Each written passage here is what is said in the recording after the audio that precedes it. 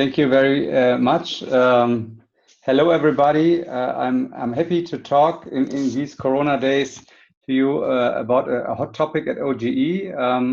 My name is, first of all, Ralf Werner. I'm the CIO of Open Grid Europe, short OGE.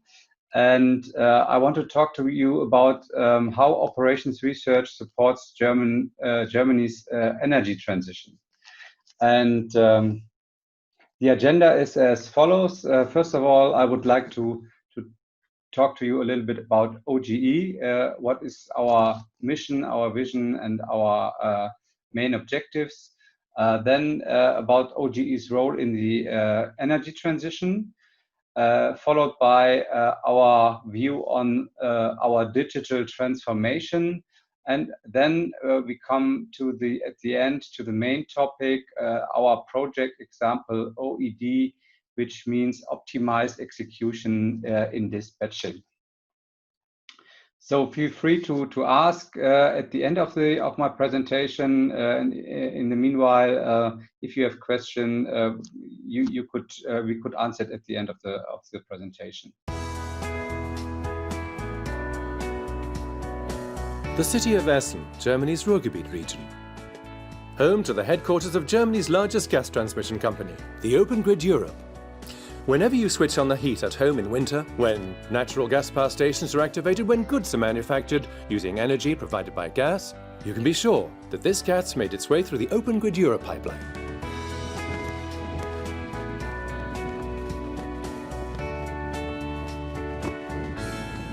Our underground pipeline network is nearly 12,000 kilometers long. That's nearly as long as Germany's Autobahn network. Both underground and on the road, goods are transported over long distances from A to B. In this case, for example, gas is imported from Norway or Russia. Some 50% of the gas consumed in Germany runs through our pipelines. At more than 1,000 different exit points, more than 450 energy suppliers collect the natural gas that we have transported. We're now at the hub for Open Grid Europe's gas transport, the dispatching center. Around the clock, 7 days a week, a team of 32 dispatchers controls the flow of natural gas through our pipelines. For example, how much gas does an energy supplier want to transport? And how much space or capacity is actually available in the pipelines to do this? With so many customers, all with a wide range of different needs, that's quite a responsibility. That's because of one very important factor. No more gas may be fed into the pipeline system than will later be discharged from it. Constant monitoring of the entry and exit capacities, of the quantity of transported gas, as well as a constant level of pressure, are absolutely crucial. Let's look in for a moment at the compressor station in Kumhern. The special feature of the Kumhern facility is that it houses an entry point. That means this is where the natural gas from the North Sea actually arrives. What exactly is a compressor station? The compressor station ensures that pressure loss caused by the friction of the gas flowing against the pipes can be constantly compensated. The core of every compressor station is a turbine. These are often jet aircraft engines. The turbine blades transfer the energy to the compressor. In turn, the compressor produces enough energy to constantly propel the gas. A marble running along a level surface will eventually need a push to keep going, otherwise it'll stop. And that's exactly what happens here with the gas. It arrives here, then from the compressor, it receives this push, and then it connects it there. This happens every 100 to 200 kilometers in Germany. Compressor stations like this one ensure the uninterrupted transport of natural gas.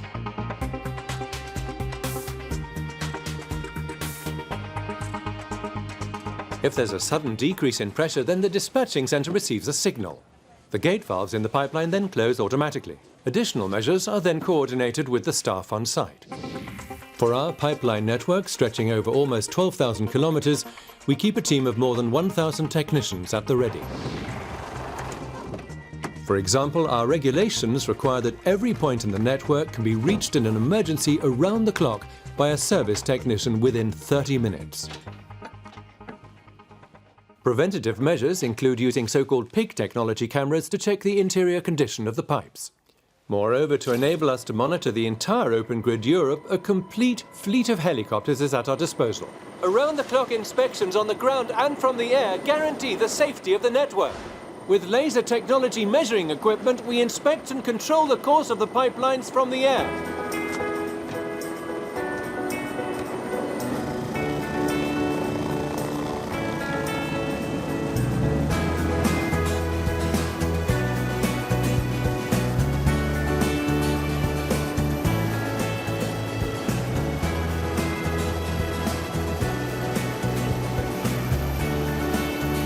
Gas transport should be as simple as possible for our customers.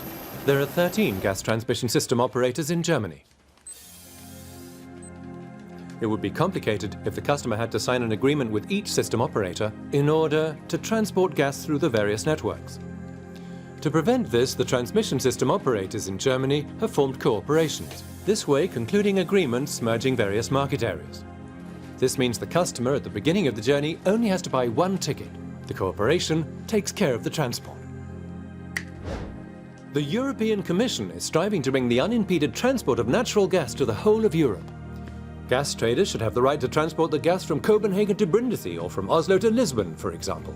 No mean feat, and it's not without its complications. Just as the railways in different European countries all have quite different track widths, significant differences exist for transporting gas. The Open Grid Europe is hard at work bridging all these various differences so that soon the borders to gas transport in Europe can fall, and a vision can become reality.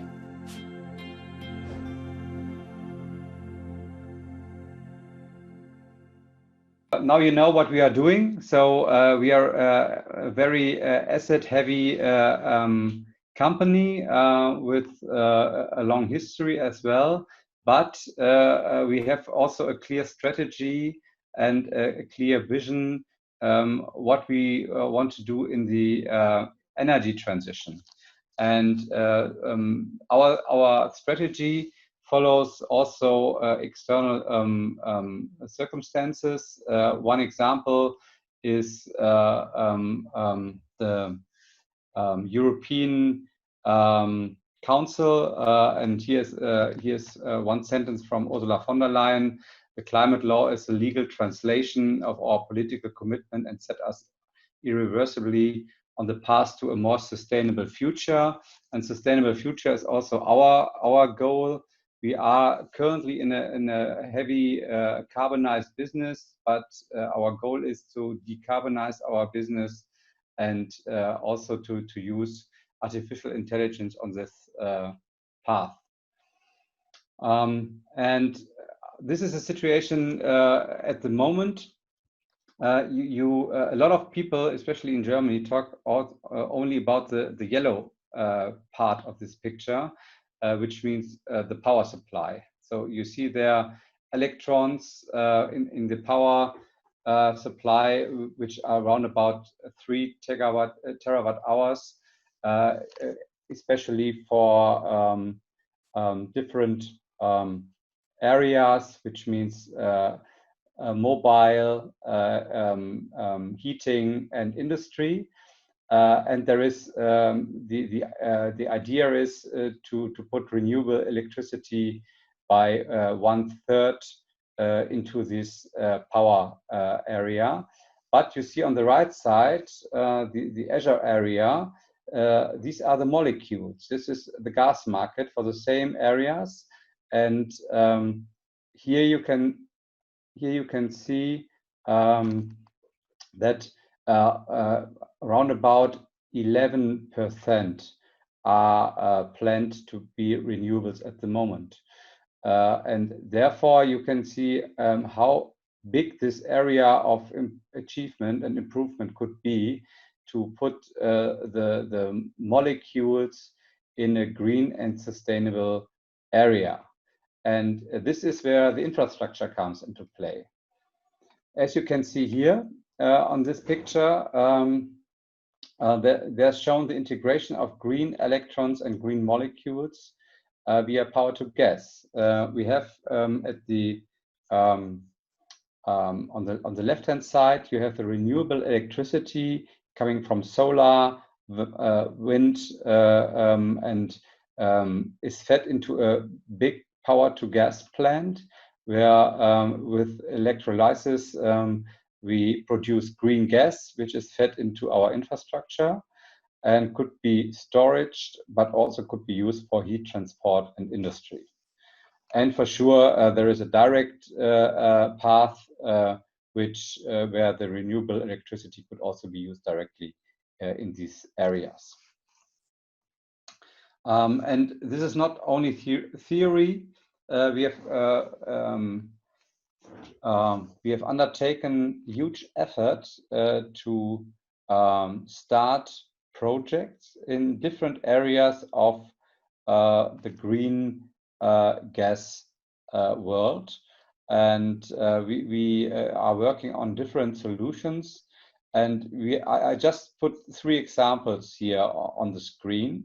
One smaller one, a middle size, and a big one. So the smaller one is quite interesting. On the one hand, as you can see, how many different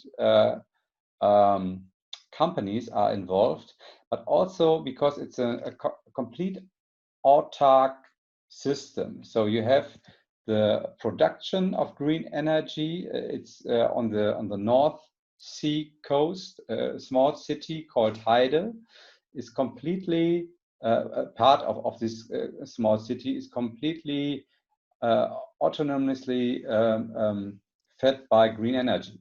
So you have production of green energy, you have transportation of green energy, and you have consumption of green energy, of hydrogen. And you have not only the end market consumer, but also industry consumption like ThyssenKrupp and others. So this is quite interesting, because there you can test the whole applications for industry, transport, and heating. And the consumption there is 30 megawatt.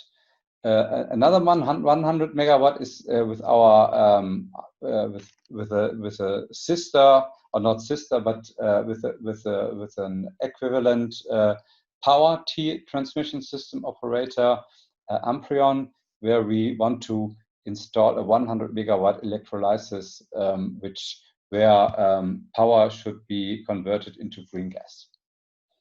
And one quite interesting project is called H2Morrow, which where our partners are Equinor and ThyssenKrupp, where we produce so-called blue hydrogen. The first 2 projects only produce green hydrogen purely from a decarbonized supply. Here we have blue hydrogen, which means that the idea is that natural gas from Equinor is transported through our pipelines to industry consumers like ThyssenKrupp, and there the carbon is separated by carbon capture, and so ThyssenKrupp only gets blue hydrogen, and the carbon is transported back to the gas fields of Equinor in the Northern Sea, and is there pumped under the ground of the Northern Sea for storage. This is quite, from a technical perspective, a quite advanced project, and also has a large scale of 1,000 megawatts. So it's quite scalable also for industry purposes. So these are only 3 examples what we do in project, and we have a lot more. And I think other companies also are very keen to run so-called real labore. So these are more like prototypes, but also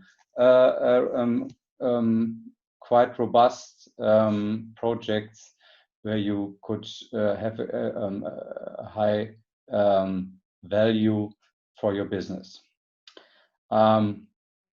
Here you can see, so on the slide before, I talked about green projects, and these projects follow a strategy. And you have on the left-hand side, you see this strategy. It's a target landscape of natural gas and hydrogen, and you see here the yellow one is the natural gas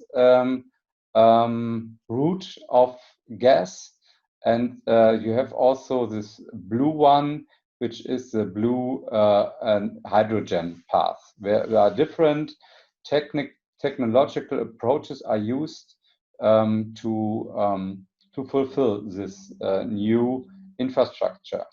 And on the right-hand side, you see the vision of an H2 grid in Germany, and this vision is also passed in a European landscape. So there is a European backbone planned for the next decade. So it starts in 2030, and the main or the full scope should be reached in 2050, where we have a coverage all over Europe with purely hydrogen. So this is for the moment our energy transition, and if we combine this with a digital view, which I come to in a minute, then we come to the main solution where I talk about after the digitization area, our main project with artificial intelligence. So our digital transformation. Like many companies, OGE is also very keen after digital transformation, and we are also quite a digital company because our main processes in network planning, steering, and also fulfillment are highly automated. So there is a high degree of automation, but there's also some room for improvement on the digital side. And therefore, we made a big picture. We call it the digital gas wheel of OGE, where we scribbled the main areas where we think digital or digitization brings the most benefit for OGE. This is, for example, in the technical areas like here, but also in the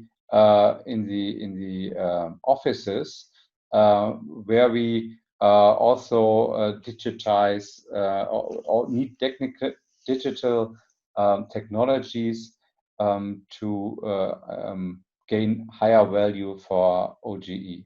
And after all, every picture here, there is a use case, there is a digital initiative where we try to gain money or save costs or raise efficiency. And from a methodology perspective, we strongly believe into the continuous improvement process that it's not a one-hit wonder, but it's a continuous improvement. And we started in 2018. We draw this picture. We started with 10 initiatives. We called it every 10 bucket of 10 initiatives is called a DigiWave in our terminology, and this DigiWave, as a result, there is a new project, a scalable project, or a fail. So it's not every initiative is successful, and if it's not successful, it's a very less investment for these initiatives, and so the motivation behind it is fail fast, and therefore we created these yearly DigiWaves, and we try to make it every year a little bit larger, but also we try, and these are these arrows here, we try to put as an output to create new projects where we could scale this digital initiatives.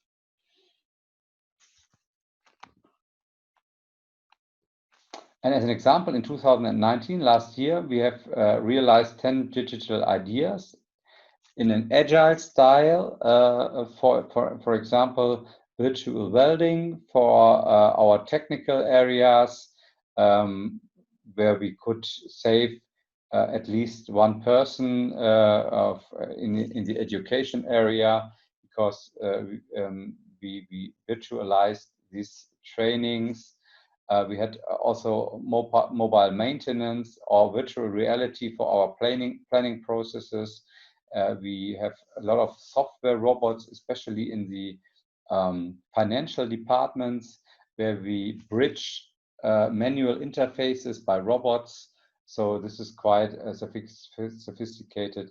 And the main goal here is to reduce time, to reduce risks, to enhance quality, but also as a side effect to enforce our cultural transformation. And one big example now, especially in these Corona times, is Office 365, which is a no-brainer at the end, but we implemented Office 365 in 2019, and when Corona came, the whole OGE, the whole company, was on Teams, and we were able to collaborate, to communicate from home office 5 days a week, and we didn't have large impacts through Corona. All the projects run on time, especially our technical projects. There's no delay. So this is also, on the one hand, the time reduction, but also quality ensuring, and also cultural transformation at the end.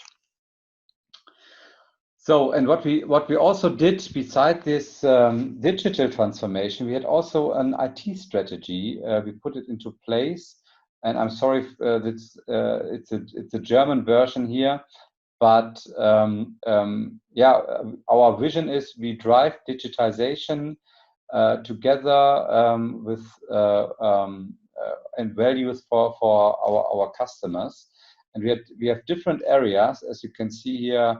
Organization, but also capabilities and culture, technology and sourcing. And for all these areas, we defined targets. We measure it with OKRs, so with objectives and key results, in a very modern way. And therefore, we try to engage also our internal customers to reach these targets together with us. And here you can see a little deep dive on our targets. We have on the gas business, we have one target is to create a central platform, but also customer interactions. And this central platform is also one example for our project example, which I will come in a minute to.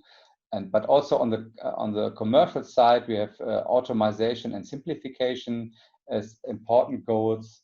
And on the technical side, we have the digital twin for our compressor stations, and automation and mobilization for our field service as a goal. And maybe as a side area, we also run. We also take a lot of effort in innovation and building up ecosystems. And one example is our digital campus Zollverein, where we engage us as OGE, but also E.ON, ThyssenKrupp, Evonik is engaged there, the big companies of the rural area. And therefore, we try in a collaborative way, we try to create new ideas, new inventions, but also new projects, and share ideas and learn from each other. Here you can see all the members of the digital campus.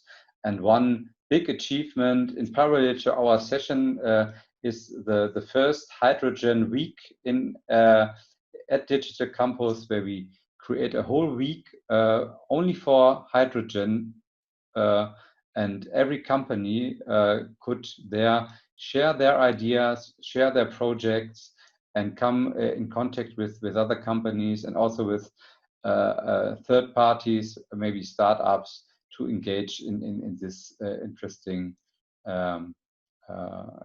area. And yeah, and this is maybe the overall view of what we do at OGE.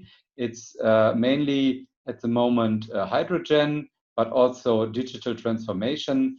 And yeah, and now we took a deep dive into the project. This is the map I showed you before, our digital gas wheel. And if you can see here on the AI led dispatching, this is one key element of our project example OED, which OED stands for Optimized Executing of Dispatching. Was the main driver of this project was to make network control future-proof and efficient. The whole gas industry is quite an old industry, not only by age but also by its employees. And if you talk to dispatcher, they have a huge experience, 20, 30-year experience, but only in their stomach. So, and this is a problem because if the new people come into the game, they have to learn at least 1 to 2 years to come up to speed, to be efficient in the tasks they have to do, and this is quite a challenge. And but also we have the external challenges here. So we have European energy transition, as I mentioned before. But we have also cost pressure and market consolidation. We see that a lot of transition system operators go together, have to go together. There is this pressure, but also changing regulation is one key element. And we have different regulations. We have European regulation, we have German regulation, we have partners, external partners. We have a lot of relations to France, Netherlands, Belgium. They have different regulations. So this makes it not easier at the end. On the other hand, opportunities. We have our main objective is security of supply for a yearly energy amount of 650 terawatt hours. We want to be a technological leader, but on the other hand, process efficiency and automation is a key. And therefore, one result or one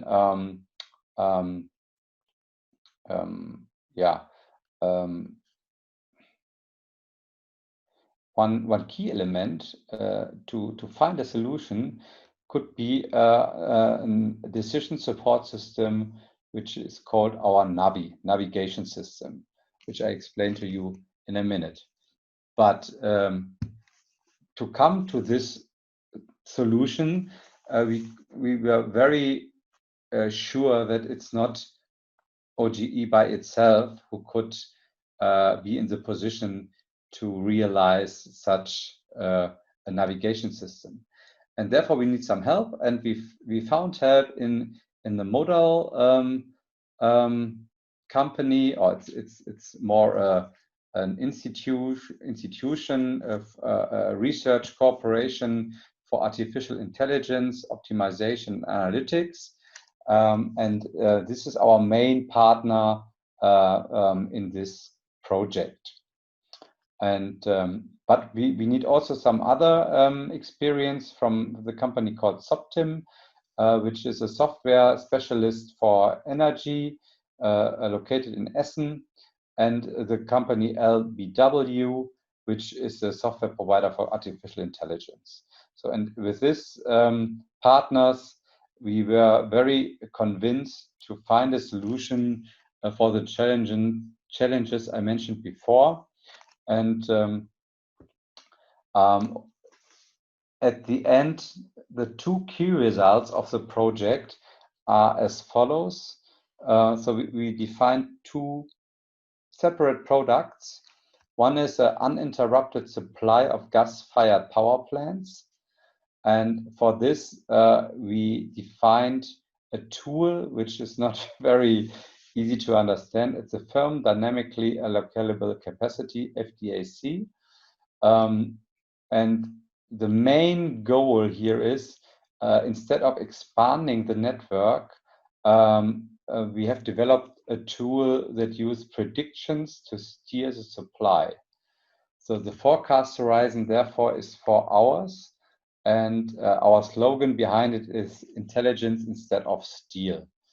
So that means if we have obligations that if there a gas-fired power plant needs gas supply, they wanted to have uninterrupted. And in order to fulfill this obligation, you need a very short-term forecast, which we don't have, or which we didn't have in this time.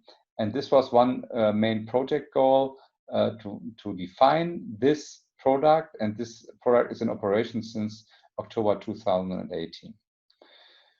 The more advanced second project is this physical dispatching in predictive network control, which we called dispatcher navigation system. The main goal here is to implement a robust, comprehensible, and objective control recommendations in a regulated market with increasing decision complexity. This is currently in development, and we have a prototype which covers about 40% of our total network. And now you can see the clip for the first product, because this is already in production.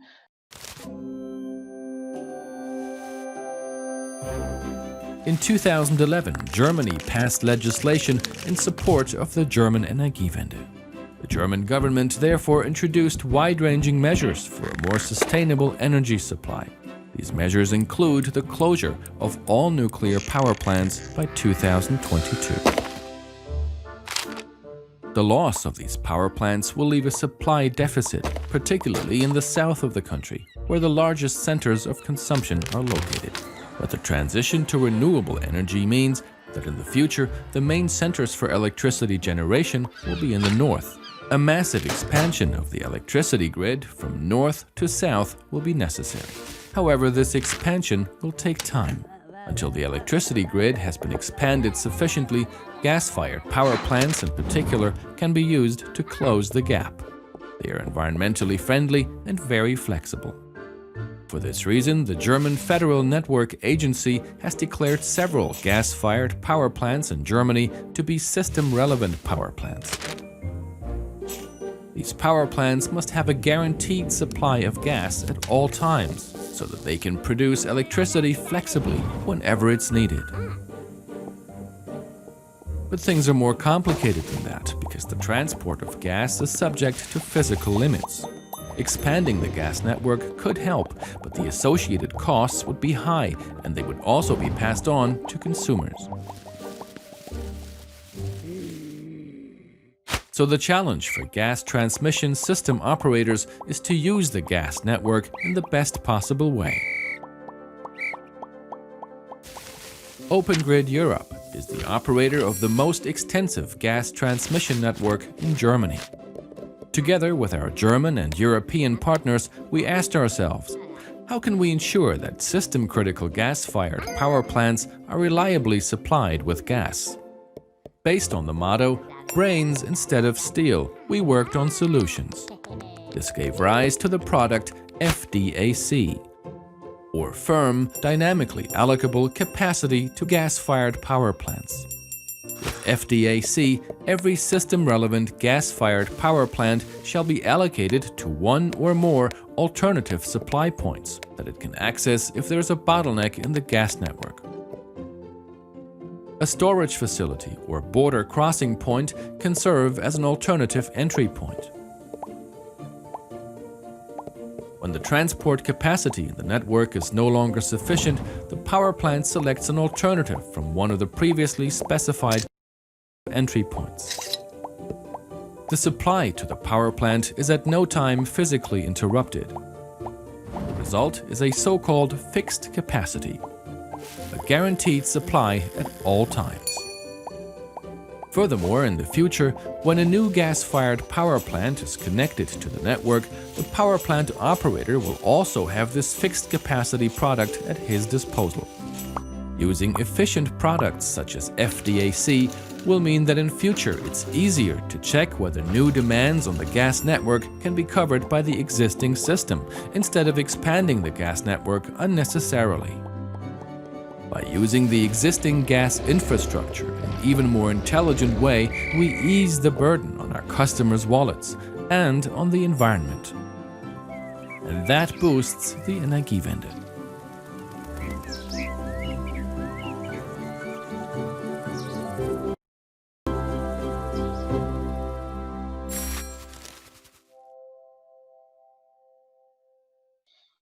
So now you understand how the first product works, and now I will give you some ideas how the second product is working. You see here on the left-hand side the old world, on the right-hand side the new world. So the left-hand side is more like a rear view mirror. So you only see what was in the past, and with this information the dispatcher tried to do the best he can or he's experienced with for the future. So that means that the network evaluation and operation is based on individual experiences. So person A decides in a different way as person B does, and the other way around. They do their very best, but it's more experience-based. We have a huge variety of historically learned control options and anticipative control required due to network inertia. So that means very individual and not standardized. And for the future, we try to implement the idea and picture of a navigation system for the nationwide gas transmission.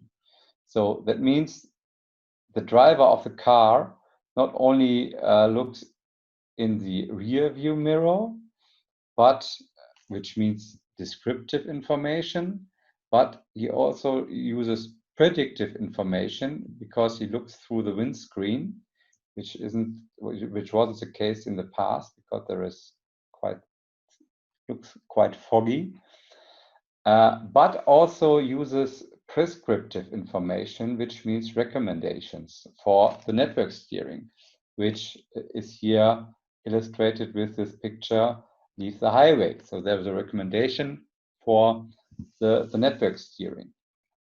And this is the idea of the navigation system. So to have a modern forecasting optimization methods, allow proactive network operation, and detect and prevent the occurrence of problems.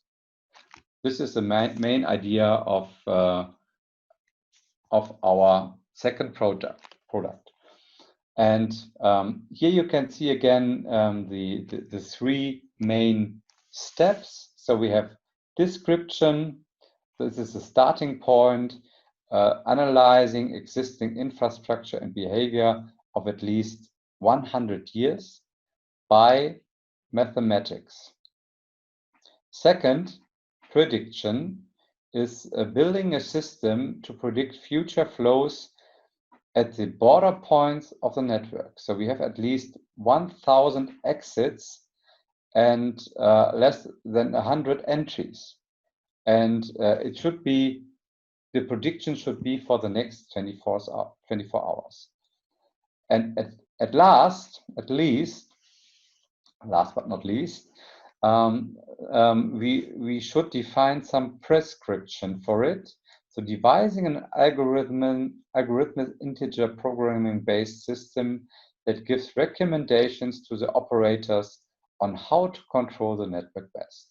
This is the idea, three-step approach.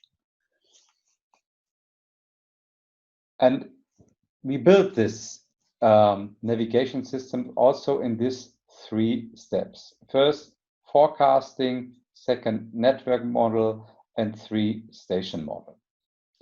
The forecasting system predicts future supply and demand at the entries and exits of the network based on historical data and the current state of the network, so the rear view mirror. The network model prognose the values and fed into the network flow optimization. So look through the window. And the station model, comparatively simple station model, decides on how to route the flow and where to compress the gas. So these are the recommendations at the end.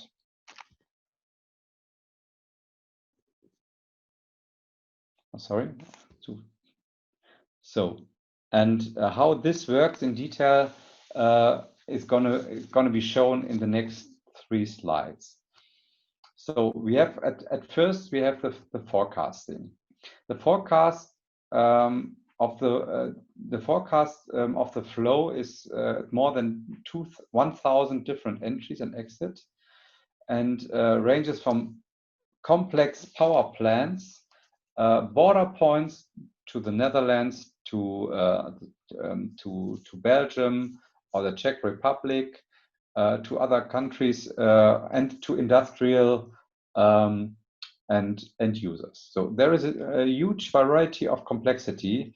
Industrial is middle complex, end users are easy, and power plants are complex. So, and the idea of this online forecasting is to solve the most relevant points with sophisticated forecast model and use computationally less expensive model for less important points. So focus on the most complex ones. The next step is to determine transient gas flows with network optimization. That means simplification and aggregation of subnets. Here you can see our full network with the figures behind it. Yeah, and we made out of it subnetworks. That means network reduction, simplification in order to put a model behind it, and also zooming. That means a junction close to Gernsheim and how it is simplified model looks like. That means we put here one area out of it, which is Gernsheim, and therefore we described a model. And therefore derive flow directions and ask control decisions at the junctions.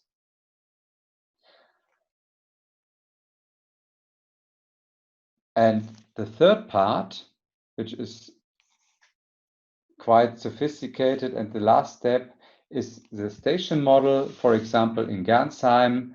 And we in the beginning we had 30 times 10 squared 16 mathematically possible combinations of valve and compressor states. So this is the going in position. We reduced it to 200,000 valid combinations, so-called operational modes. And this also was reduced to 1,285 relevant operation modes extracted using analytical evaluation of historical data. So a huge reduction and simplification for the model. And here you can see I assume a lot of mathematical experts are in the audience. Here you can see the 3 different steps. So it's a huge complexity in this algorithms. It's a mixed integer program, and yeah, here are the underlying mathematical optimization models. Just for your information and for after reading. To sum it up, the business impact of the optimized execution of dispatching project is led by our digital transformation, which means that the use of artificial intelligence for an optimized dispatching addresses one of our core objectives within the framework of our digital transformation, which means the core of our business is network steering and management. And with this navigation system, we are in the position to make a very short-term forecast for our stuff, to depersonalize it, to make it standardized, and to have a huge benefit for our dispatching department.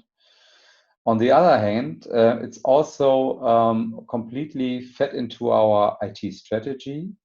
That means that the project integrates all aspects of OGE's IT strategy, IT-OT convergence, strategic partnerships, and the fulfillment in an agile culture. And at the end, the corporate strategy, because OED will also enable OGE to deal with the more complex requirements of the future gas grid with more pure hydrogen. So therefore, digital, IT, and also corporate strategy is also fulfilled with this project. So this was my closing sentence. We shape energy supply today in tomorrow's energy mix, and I'm happy to answer all your questions if I could. Thank you very much. Klapp, klapp, klapp. Super. Ja. Das hat doch hervorragend geklappt, oder? Ja, ich hoffe. Ich weiß nicht, ob Sie alles verstanden haben, aber... Boah, also zumindest hier ist alles gut.